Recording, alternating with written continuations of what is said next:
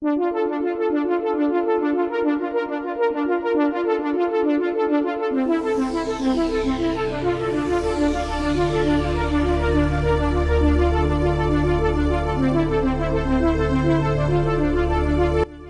know. Put away your pitchforks and hear me out. While the sequel trilogy had its problems, as did most of the Star Wars franchise, to completely discount it is ludicrous to me. Pretending nothing good came out of it is incredibly dishonest, and the facts have been constantly updated to fit the usual Disney Star Wars is trash narrative. When The Force Awakens came out, people were hyped, and for the most part liked it. Then suddenly, some fans, when The Last Jedi and The Rise of Skywalker didn't live up to that hype, suddenly it was The Force Awakens was never good. Like they weren't enthusiastically raving about it, prior to making a heel turn to hating it. When trying to prove their point, The general argument seems to be one of two things. Either they bash them for trying new things, or they bash them for being too derivative. what a way to enjoy media, hey? So essentially, no matter what they did, in the minds of some fans, they'd never do right for doing wrong. I mean, the sequel trilogy brought a lot of good things with it.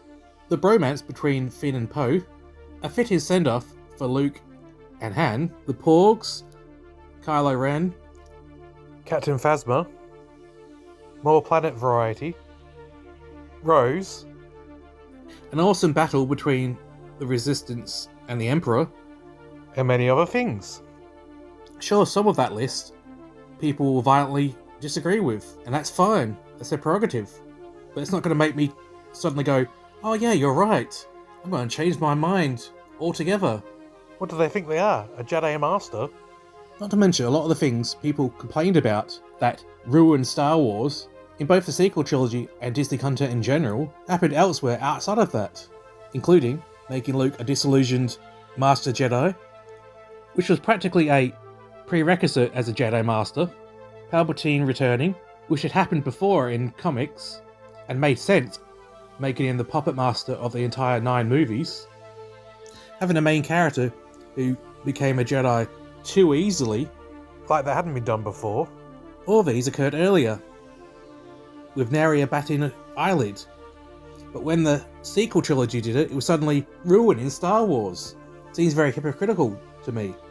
Unfortunately, fans can be very hypocritical. Usually when it benefits their narrative. Am I saying you can't dislike the sequel trilogy? Of course not. In the same way, I think you don't have to hate it just because it's not perfect. Art doesn't have to be perfect in order to be liked or enjoyed. Otherwise, you couldn't be entertained by any of the Star Wars franchise, including the stuff that is well received.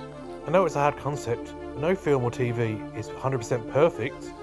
If it was that easy to make something perfect, it would just do that all the time, but then the same people would complain that it's doing the same thing over and over again.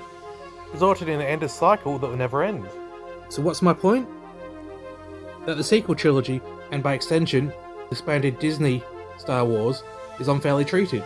It's not like anything was poorly received prior to Disney. Cuff cuff.